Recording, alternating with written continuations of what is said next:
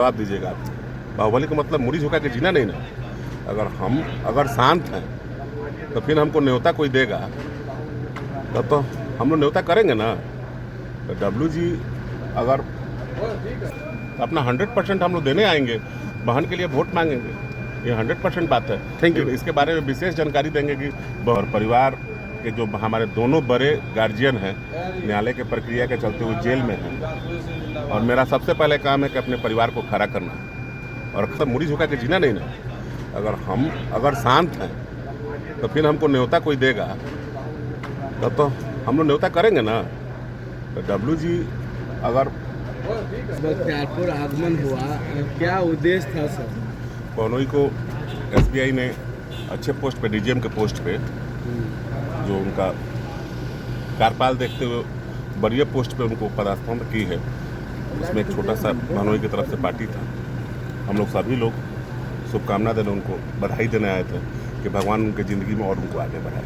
जिस तरह से आप अपने बहनोई की बात कर रहे हैं, डब्लू सिंह की बात कर रहे हैं, तो डब्लू सिंह पर तो ये भी तमाम बड़े मीडिया चैनल में खबरें चल रहे हैं कि बाहुबली के परिवार है, बगल के परिवार के लोगों को असंतुलित करते हैं। अच्छा एक बात बताइए, बाहुबली का मतलब क्या है? मुड़ी झुका के जीना? हमको जवाब दीजिएगा आप। बाहुबली का मतलब मुड़ी झुका के जीना नहीं ना। अगर शांत हैं तो फिर हमको न्योता कोई देगा तब तो हम लोग न्योता करेंगे ना। तो डब्लू जी अगर शांत हैं, किसी बढ़िया पोस्ट पे हैं और उनके बच्चों के साथ उनके साथ कोई दुर्व्यवहार किया जाता है, इसका मतलब क्या होता है कि हम लोग चुप है? तो इसका मतलब कोई भी मांस उठा के मारेगा? तो हम लोग जवाब देने के लिए आए हैं ना, तो हम लोग को बात से मारे ना। अच्छा, क्या लगता है भैया, बड़ा संख्या में युवा जो हैं, आपके चाहने वाले जो आपसे मिले, सेल्फी लेते हुए नजर आए? निश्चित है कि मैं युवाओं के बीच में रहा हूँ। क्रिकेट से मेरी लोकप्रियता है और बिहार और झारखंड और यूपी के जो युवा हैं, मैं उन लोगों का हमेशा सम्मान करता हूँ। मेरे दुख सुख में वो खड़े होते हैं और जितने भी मेरे चाहने वाले हैं सबको मेरा प्रणाम है। बख्तियारपुर के जितने भी मेरे चाहने वाले मेरे भाई सब हैं, सब हमको प्यार करते हैं। मेरे गार्जियन भी थे, मैं सबका पैर छू के प्रणाम करता हूँ।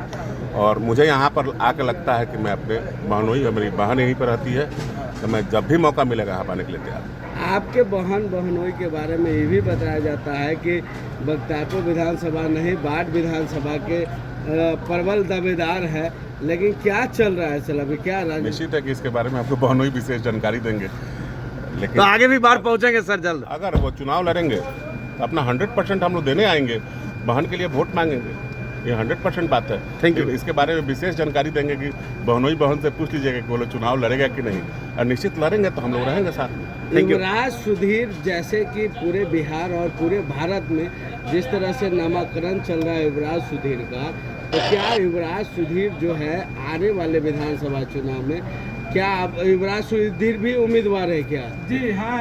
देखिए, मैं आपको सबसे पहले बात क्लियर कर देना चाहता हूँ कि सबसे पहले मेरा परिवार जो है, हम पूर्व सांसद प्रभुनाथ बाबू के भतीजा हुए, और परिवार के जो हमारे दोनों बड़े गार्जियन हैं न्यायालय के प्रक्रिया के चलते हुए जेल में हैं, और मेरा सबसे पहले काम है कि अपने परिवार को खड़ा करना।